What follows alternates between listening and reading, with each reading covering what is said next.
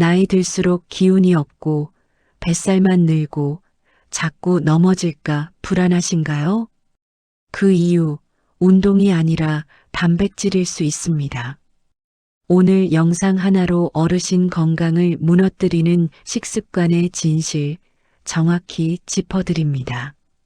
시작하기 전 구독과 좋아요 꼭 한번 눌러주세요. 나이가 들수록 단백질을 잘 챙겨야 한다는 건 이제는 선택이 아니라 거의 불변의 진리라고 봅니다. 그런데 막상 단백질을 먹어야겠다고 마음먹으면 대부분 뭘 떠올리시냐면 고기부터 떠올리세요. 그래서 부모님 모시고 주말에 나가서 단백질 보충한다고 고기 사드렸더니 돌아오는 말이 소화 안 된다, 체했다, 괜히 나갔다 이런 경우 정말 많습니다. 이유가 분명합니다. 나이가 들수록 단백질은 더 필요해지지만 동시에 소화 능력은 떨어지기 때문입니다. 그래서 단백질은 많이 먹는 게 중요한 게 아니라 내 몸이 받아들일 수 있는 방식으로 꾸준히 먹는 게 중요합니다. 요즘 TV만 봐도 단백질 음료, 어르신용 단백질 제품 광고가 계속 나오는 이유도 바로 그겁니다. 실제로 통계를 보면 우리가 예전보다 고기를 더 먹는 것처럼 느껴도 성인 단백질 섭취는 여전히 부족하고 특히 나이가 들수록 그 부족함은 더 심해집니다. 그렇다면 왜 나이가 들수록 단백질이 이렇게까지 중요할까요? 가장 큰 이유는 근육입니다. 나이가 들면 자연스럽게 근육이 빠집니다. 예전에는 그냥 기력이 떨어진다고 표현했지만 이제는 근감소증이라는 공식 진단명까지 생길 정도로 심각한 문제로 다뤄지고 있습니다. 근육이 줄어들면 힘만 약해지는 게 아닙니다. 조금만 넘어져도 골절로 이어지고 골절 후에 누워있는 시간이 길어지면 그 사이 근육은 더 빠집니다. 그러면 다시 걷기 어려워지고 삶의 질이 급격히 무너집니다. 그래서 근육의 재료가 되는 단백질을 챙기는 건 선택이 아니라 기본입니다. 단백질은 혈당 관리에도 아주 중요합니다. 단백질을 잘 먹어야 정제된 탄수화물에 손이 덜 가고 혈당이 갑자기 치솟는 일이 줄어듭니다. 근육은 혈당을 받아주는 저수지 역할을 합니다. 근육이 많을수록 혈당은 안정되고 인슐린 저항성이 생길 가능성도 낮아집니다. 그래서 단백질을 충분히 먹고 근육이 유지되는 사람들은 내장 비만이나 대사 질환으로 갈 확률이 훨씬 적습니다. 또 하나 중요한 건 포만감입니다. 다이어트에서 가장 힘든 건 배고픔인데 단백질은 포만감을 만들어서 폭식을 막아줍니다. 우리가 아침에 과일이나 빵을 먹었을 때와 수육이나 고기 위주의 식사를 했을 때 다음 끼니까지의 배고픔을 비교해보면 차이가 확실하잖아요. 이게 바로 단백질이 포만감을 유지해주는 효과입니다. 내장 지방을 줄이기 위해서라도 단백질 섭취는 정말 중요합니다. 그리고 단백질은 근육만의 문제가 아닙니다. 머리카락, 피부, 손톱, 호르몬, 면역 기능까지 모두 단백질로 이루어져 있습니다. 단백질 섭취가 떨어지면 면역력이 먼저 약해지고 감염에도 취약해지며 호르몬 균형도 무너집니다. 결국 단백질 부족은 여러 문제의 시작점이 됩니다. 그래서 나이가 들수록 단백질을 더 챙겨야 한다는 말은 과장이 아닙니다. 단백질은 한 번에 몰아서 먹는 게 아니라 아침, 점심, 저녁으로 나눠서 드시는 게 좋습니다. 한 끼에 흡수할 수 있는 단백질 양은 대략 20에서 30g 정도이기 때문에 이 정도를 기준으로 분산해서 섭취하는 게 가장 효율적입니다. 아침에는 너무 무거운 음식보다는 계란, 무가당그릭 요거트, 두유, 두부 같은 소화 잘 되는 단백질이 좋습니다. 점심에는 활동량이 많기 때문에 닭가슴살 샐러드나 고기류를 활용해 단백질을 충분히 채우고 저녁에는 수육이나 샤브샤브처럼 비교적 부담이 적은 방식으로 단백질을 섭취하시는 게 좋습니다. 아침과 점심 사이, 점심과 저녁 사이에 너무 배고플 때가 있죠. 이럴 때 단백질은 먹어야겠는데 뭘 먹어야 할지 고민되시는 분들도 많습니다. 이런 경우라면 잘 만들어진 단백질 쉐이크를 간식으로 활용하는 것도 괜찮습니다. 다만 탄수화물 함량이 너무 높지 않은지, 인공 감미료가 과하지 않은지, 트랜스 지방이 들어있지는 않은지 꼭 확인하셔야 합니다. 단백질 함량은 한 번에 20g 정도면 충분합니다. 제가 추천드리는 단백질은 크게 5가지입니다.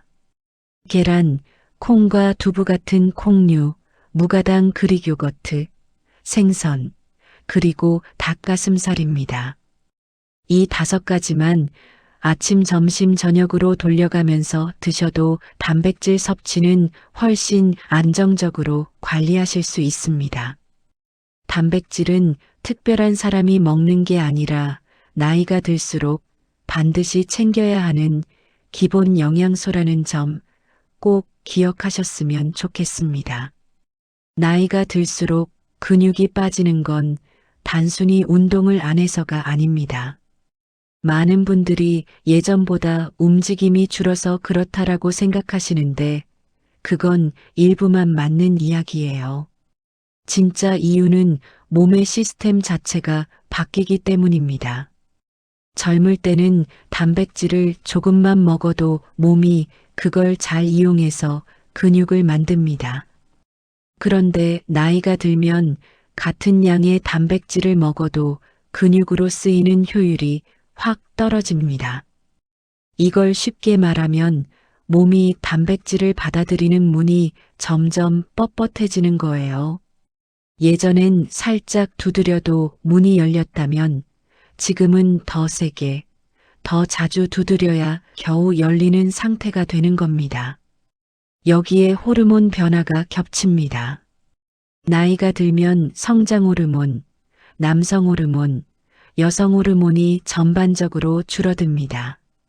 이 호르몬들은 근육을 만들고 유지하는데 아주 중요한 역할을 하는데 이게 줄어들면 근육은 자연스럽게 분해되는 쪽으로 기울게 됩니다. 그래서 가만히 있어도 근육은 빠지고 살은 잘 찌는 몸으로 바뀌는 겁니다. 문제는 여기서 끝이 아닙니다. 근육이 줄어들면 활동량이 줄고 활동량이 줄면 식사량도 줄어듭니다. 식사량이 줄어들면 단백질 섭취는 더 부족해지고 그러면 근육은 더 빠집니다. 이게 바로 많은 어르신들이 빠지는 악순환입니다. 요즘은 입맛이 없어서 많이 못 먹겠다라는 말, 사실 굉장히 위험한 신호일 수 있습니다. 근육이 줄어들면 가장 먼저 체감되는 건 기력 저하입니다. 계단 오르기가 힘들어지고 오래 서 있기가 버거워지고 조금만 움직여도 피곤해집니다. 그러다 보니 자연스럽게 움직임을 피하게 되고 그 순간부터 근육 감소 속도는 더 빨라집니다. 이 상태에서 넘어지기라도 하면 젊을 때와는 완전히 다른 결과가 나옵니다. 같은 낙상이라도 회복 속도가 느리고 골절로 이어질 가능성도 훨씬 높아집니다. 그래서 근감소증이 무서운 겁니다. 근감소증은 단순히 근육이 줄어드는 문제가 아니라 혼자 생활할 수 있는 능력을 잃어가는 과정이기 때문입니다. 혼자 걷기, 혼자 씻기, 혼자 외출하기 같은 일상적인 기능들이 하나씩 무너지기 시작합니다. 이걸 막아주는 가장 기본적인 재료가 바로 단백질입니다. 여기서 중요한 포인트가 하나 있습니다. 근육을 늘리려면 운동만 하면 되지 않나? 라고 생각하시는 분들 많으신데 단백질 없이 운동만 하면 근육은 잘 늘지 않습니다. 오히려 몸에 있는 근육을 더 소모시키는 경우도 생깁니다.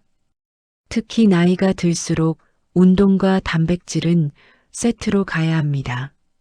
단백질이 들어와야 운동 자극이 근육으로 연결됩니다.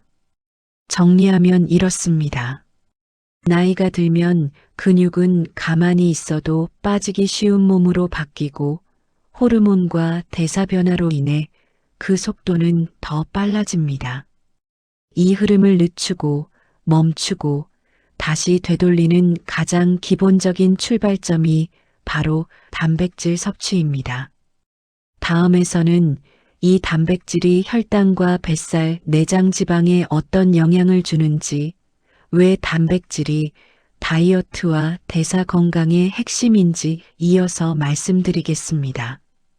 결국 정리해보면 답은 단순합니다.